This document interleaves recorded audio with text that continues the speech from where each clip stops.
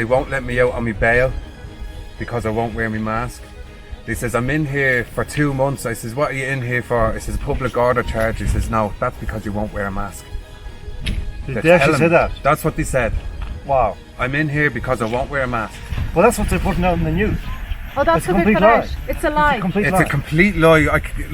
I can't get my head around what's after happening today.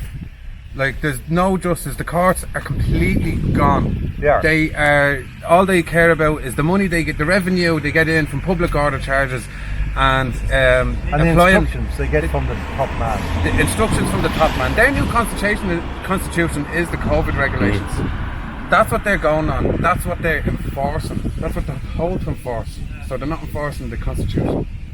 This is where Andy, we're at. you should never have been jailed today. Do you know that? Oh, I do know that. Because we paid the bail. Well, not John and I didn't pay, but it was paid by your friends. Thank you, everybody, and thank you, it was everyone. lodged pretty much immediately. Yes, and I was And there you should with the have court. been The released. judge, it was handed. The money was handed to the registrar in front of the judge, and it was signed off on.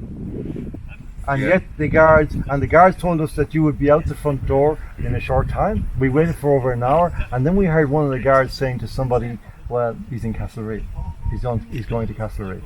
That was the first we heard about this. And when we investigated that, they come up with this complete fabrication that the process is not just the bond, the bail business, but you also have to lodge your appeal at the same time. Now we've taken advice on that on the way, and that turns out to be complete nonsense. That's what they were telling me all along in there. That's what they were saying, the same thing to me. The process I've gone through in there I've never seen anything like it in my life. It was like everything was wrong. Did they treat you very badly in there? Some of them were nice, but the others, when it came down to it, was like, when I said, look, I can't wear a mask, I'm exempt. And when I said that, they said, the guard in there said, there's no exemptions here. There's none. I says, I have asthma. Doesn't care. He says, we look after ourselves and the safety of the other officers. And I says, what about my safety? When's my safety going to come into this? And I'm really fearing in there, Well, it's man. a breach of the European Convention on Human Rights. Oh, it is. Yeah. That's what I was just saying. Like, it's broken everything. Magna Carta, Geneva Convention, all gone out the window. Oh, I could see it all being broke in front of me. Yeah. You know, I really could. Like, when we were in the courts, John, we could see what was going on. We could see straight away that the judge had already made a decision. Yes. The judge had already made a decision. Oh, her demeanour towards the guards, Yeah. which is yes. And every time she was picking holes in you and what you were doing and what you were saying. She and was trying siding to with the guards. block you. When the guard interrupted you, she didn't do anything. No. But when you tried to answer the guard back, she said, no, you let him. Yeah. And there's all this snarkiness and it's a very ugly atmosphere, Andy. It really was. Really horrible. It was horrible, satanic atmosphere that was what was going on in there.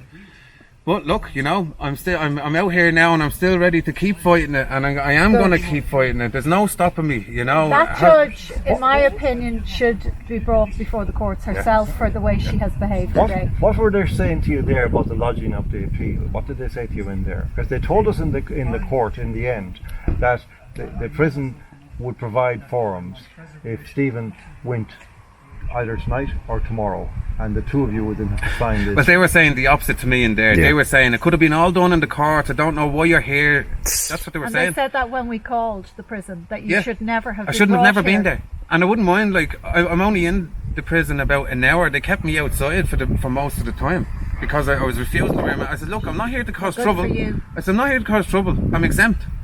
You know. But Andy, you have a respiratory condition. Yeah, I do. You have asthma, and a mask could kill you.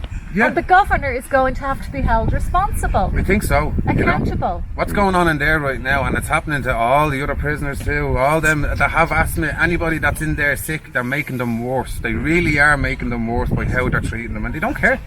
You're just a number in there. Well, I think actually what you're getting close to there is that we're living in a time when the law has been completely suspended, and we're now people who are prisoners formally, or the people who think they're citizens but actually are prisoners also, are simply existing at the whim of authority. Yeah, they are. And at the diktat of authority.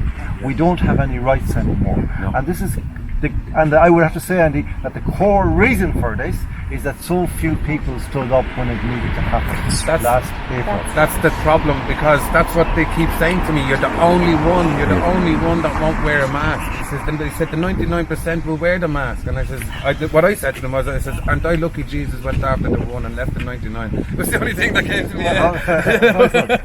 So that's what I said to them, and I says, look, I says, I'm looking after my own health. I'm not doing this for you or to try and cause any trouble.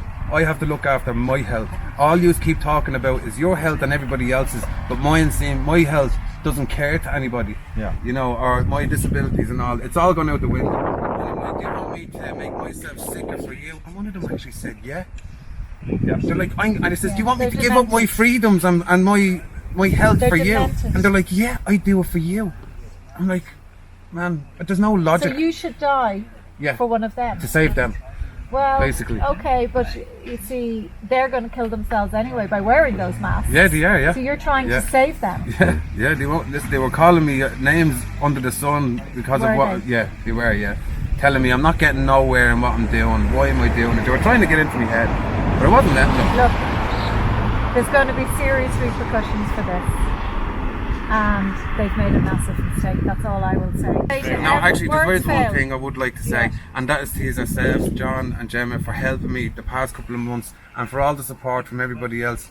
It's been tremendous for me. It's given me great courage, and I appreciate it so much. Thanks very much, both Not of you. at all. You've been pulled through the mill, and well done to all the group here who stayed loyally today. And that's what we're small in number here. We're only 10 of us probably, but.